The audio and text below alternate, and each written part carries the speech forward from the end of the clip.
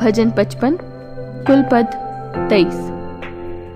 हे परमेश्वर, मेरी प्रार्थना की ओर कान लगा और मेरी गिड़गिड़ाहट से मुंह ना मोड़। मेरी ओर ध्यान देकर मुझे उत्तर दे। मैं चिंता के मारे छटपटाता हूँ और व्याकुल रहता हूँ, क्योंकि शत्रु कोलाहल और दुष्ट उपद्रव कर रहे हैं। वे मुझ पर दोषारोपण करते हैं और क्रोध में आकर मुझे सताते हैं। मेरा मन भीतर ही भीतर संकट में है और मृत्यु का भय मुझ में समा गया है। भय और कंपकपी ने मुझे पकड़ लिया है और भय के कारण मेरे रोए रोए खड़े हो गए हैं। और मैंने कहा, भला होता कि मेरे कबूतर के से पंख होते तो मैं उड़ जाता और विश्राम पाता। देखो, फिर तो मैं उड़ते उड़ते दूर निकल जाता और जंगल में बसेरा लेता। मैं प्रचंड ब्यार और आंधी के झोंके से बचकर किसी शरण स्थान में भाग जाता। हे प्रभु, उनको सत्यानाश कर और उनकी भाषा में गड़बड़ी डाल दे, क्योंकि मैंने नगर में उपद्रव और झगड़ा देखा है। रात दिन वे उसकी शहरपनाह पर चढ़कर चारों ओर घूमते हैं और उसके भीतर दुष्टता और उत्पात होता है। उसके भीतर दुष्टता ने बसेरा डाला है और अंधेर, अत्याचार और छल उसके चौक से दूर नहीं होते। जो मेरी नामधराई करता है वह शत्रु नहीं था, नहीं तो मैं उसको सह लेता। जो मेरे विरुद्ध बड़ाई मारता है वह मेरा बैरी नहीं है, नहीं तो मैं उससे छिप जाता।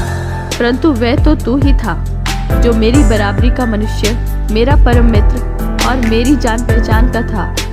हम दोनों आपस में कैसी मीठी मीठी बातें करते थे।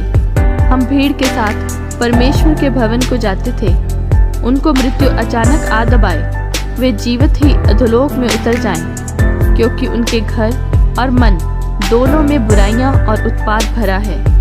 परंतु मैं तो परमेश्वर को पुकारूंगा और यहोवा मुझे बचा लेगा। सांझ को, भोर को, दोपहर को, तीनों पहर मैं दुहाई दूंगा और कराता रहूंगा, और वह मेरा शब्द सुन लेगा। जो लड़ाई मेरे विरुद्ध मची थी, उससे उसने मुझे कुशल के साथ बचा लिया है। उन्होंने तो बहुतों को संग लेकर मेरा सामना किया था।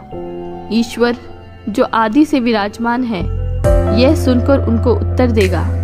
ये वे हैं जिनमें कोई परिवर्तन नहीं और उनमें परमेश्वर का भय है ही नहीं। उसने अपने मेल रखने वालों पर भी हाथ छोड़ा है। उसने अपनी वाचा को तोड़ दिया है। उसके मुंह की बातें तो मक्खन सी चिकनी थी, परंतु उसके मन में लड़ाई की बातें थी। उसके वचन तेल से अधिक नरम तो थे, परंतु नंगी तलवारें थी। अपना बोझ यहोवा पर डाल दे, वह तुझे संभालेगा। वह धर्मी को कभी टलने ना देगा। परंतु हे परमेश्वर, तू उन लोगों को विनाश के गड्ढे में गिरा देगा।